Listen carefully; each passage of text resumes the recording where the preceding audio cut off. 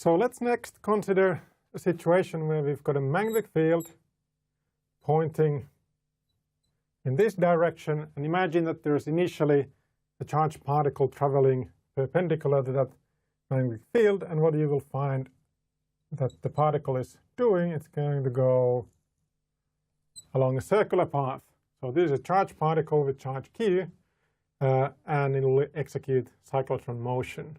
So the total force, the total Lorentz force on this charged particle is q, which is the charge of the particle, and there's the electric field plus v cross b, where v is the velocity of the particle, which is in that direction, and magnetic field is pointing downwards in this case, and the right-hand rule with the cross product tells us that the force is pointing towards the center, and therefore the particle is just going to be orbiting around and round and round.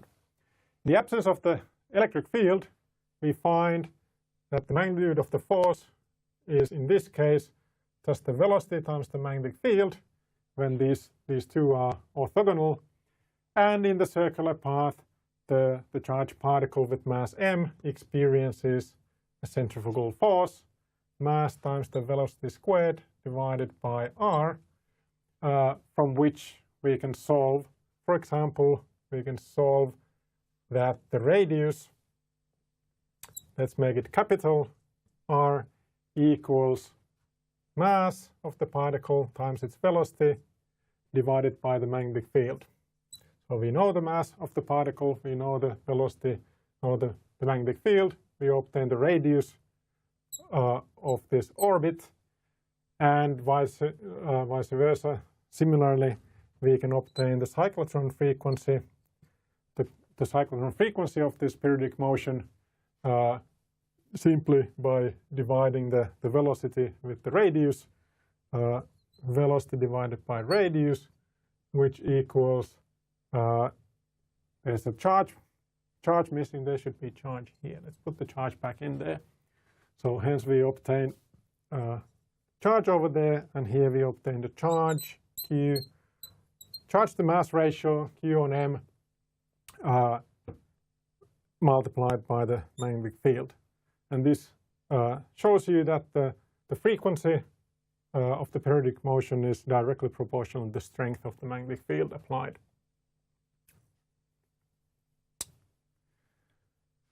Another topic, we might consider some applications of the Lorentz force, and one of the applications would be a Hall effect, where we could imagine some material here.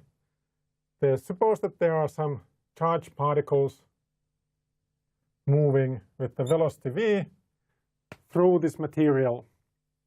As they move through this material, they will be experiencing the Lorentz force, and if there's a magnetic field in this problem pointing perpendicular to the motion, let's say that there's a magnetic field that points into the page. The magnetic field is pointing into the page, which means that there is a velocity that way, magnetic field into the page. There's a magnetic component of the Lorentz force of the particle that would try to bend the particles upwards. But if they are moving straight on a straight line, it means that there will have to be an electric field that perfectly cancels that. And how do we obtain, if there's a positive charge Q moving on this path, and there's a positive charge, it will end up piling up on this face of the sample. And if that happens, there will have to be a balancing negative charge on the opposite side, and this creates an electric field. Electric field that points in this direction down, and now this electric field will be pushing those particles, charged particles, downwards until a balance has been achieved where the electric field that is induced in this sample exactly perfectly balances the magnetic Lorentz force due to the magnetic field, and as a consequence there's a current of charges that are just flowing at constant velocity through the sample without bending up or down at all. Next, we might be interested in finding out what is the force between current carrying wires. So if we've got two current carrying wires that carry current in this direction up, we are interested in finding what is the Lorentz force acting on those charges that are flowing in those currents. And what we find out is that these current carrying wires are actually being attracted. Now this might be surprising initially because the currents are flowing in the same direction and you think that the same charges, like charges, should be repelling, but the wires are actually attracting. And the reason is, when you're looking at the Lorentz force, you can, instead of writing it the magnetic Lorentz force in terms of the charges and their velocities, you can write it equally well in terms of the currents. So you get that the Lorentz force due to the magnetic component is the cross product current multiplied by the line vector in the direction of the line element L multiplied by the magnetic field. So what we find here, first of all, we know that the magnetic field lines produced by both of these wires are circles like this, and the direction in both cases, magnetic fields are pointing in that direction. This means that, let's say this is current Y1 and this is current 2. The current 1 produces a magnetic field at the location of wire 2.